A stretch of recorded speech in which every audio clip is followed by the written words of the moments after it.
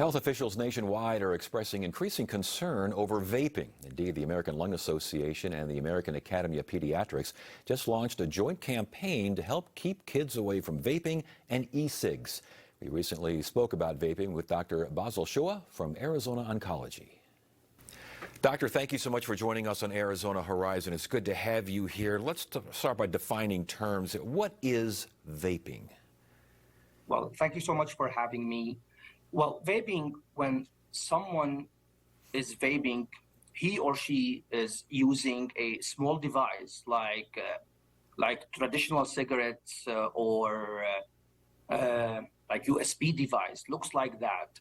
And when they inhale or like push a button to inhale, they basically using the machine to use a battery activating warming coil, that warm up substance that then aerosolized into tiny particles that get inhaled into the airway and the lungs as well.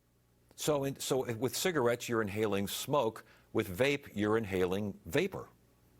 Yes, absolutely. And there is different substance. The main substance that the vapor cartridge has, it's called propylene glycol, which is basically a vegetable glycerine-based liquid with nicotine, flavoring, other chemicals, and metals. They all get mixed in that cartridge, and they can, when they heat the coil, they start vaping that. Yeah, and I want to get to some of those additives here in a second. But how prevalent is this, and especially how prevalent among young people? Oh, it's becoming like pandemic.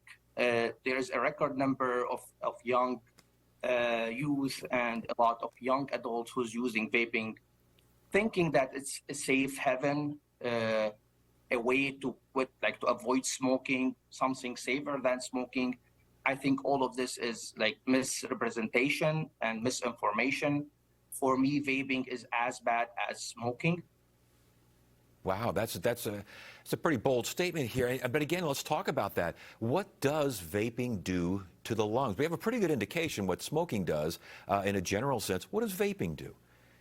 Okay, that's a great question. Well, the long-term complication, the data about long-term complication is still maturing. We don't have that data yet, but we have a lot of science about what this vaping is causing to the lungs. As you know, over the last couple of years, we have a lot of case reports and about the lung injury that caused by vaping. For example, alveolar hemorrhage. For example, popcorn lungs, which the medical term for it is bronchiolitis obliterans, which is a deadly disease. There's no cure for it, goes for many years, present as cough, as shortness of breath, as wheezing. For me, vaping and smoking is the same bad apple. You can get shot by a bullet, or you can get shot by a bow or arrow, and both of these will cause the same damage. In my opinion, the only thing that should go into the lungs is air or medication prescribed by doctors. For those who continue, though, to vape and will insist on, first of all, is it addictive? We don't know yet, but it has nicotine on it. So I think it has some addictive component to it. Maybe long-term data will know in maybe 5-10 years from now. That's the dangers of it.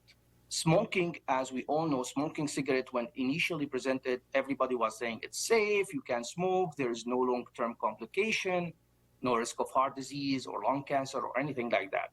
However, long-term complication, 15, 20 years later, we were able to have a clear evidence that smoking leading to lung cancer, heart disease, stroke, and other medical problems.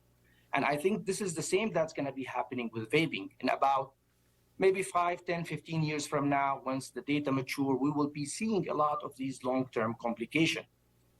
We do know that we don't know what our kids are putting in their bodies. We don't know what these stuff has on it. And it's like in a record number. I think we should declare a public emergency about this. Well, it's interesting. Go, no, I'm sorry, I didn't mean to interrupt you, but you're talking again about additives, which you referred to these additives previously. Flavorings, you mentioned nicotine, there could be THC, all sorts of stuff could be added, huh? That's absolutely correct. All sort of stuff. We don't know what they're putting inside these cartridges, these vapors. I also read, and correct me if I'm wrong, that there's a special concern regarding vitamin E. Is that a factor here in some way, shape, or form?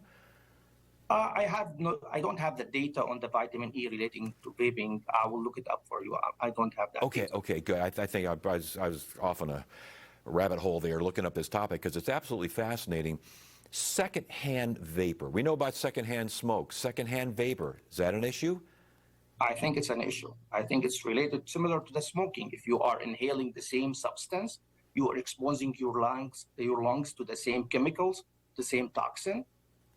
Again, the long term we don't know yet, but better be safe than sorry here. What has the CDC done about this? What kind of information are they passing out? You talked about public health emergency. The CDC ready to declare such a thing? I think they will soon. I think they will. It's becoming like pandemic among young adults.